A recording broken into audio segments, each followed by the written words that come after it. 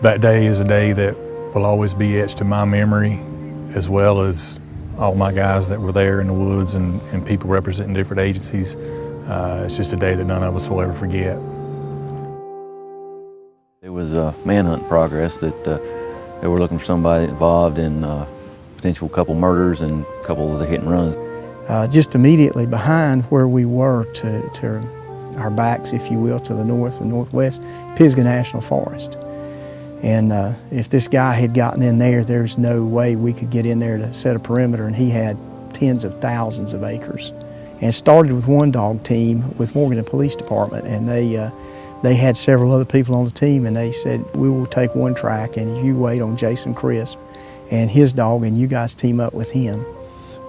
After several minutes, Jason arrived, him and Maros. And I knew they had gone into the woods, but we didn't hear from them for a few minutes. Then I can remember it came over the radio that we had shots fired and an officer down. We sat there several minutes, couldn't see anything, couldn't get any response from Jason, that we couldn't see him. Just a quick plan was made that we needed to do whatever we could to get to the officer. At that point, we just formed a line, kind of marched, spread out so we can stay away from each other in case we did receive fire, that we wouldn't get too many people hit. And when we found Jason, and at that point in time, we decided to make a decision we need to get another canine back in here and start tracking Mr. Whiston again.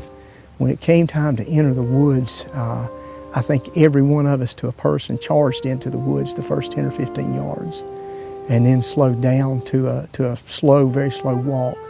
But there was no hesitation.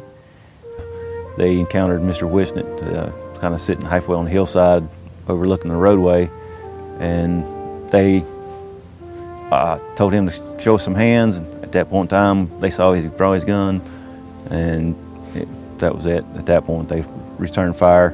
You know, we're receiving this award as a group, but it gives us a chance, if anybody asks why we're receiving this, to tell them about Jason Crisp and his family, and just what a good guy he was.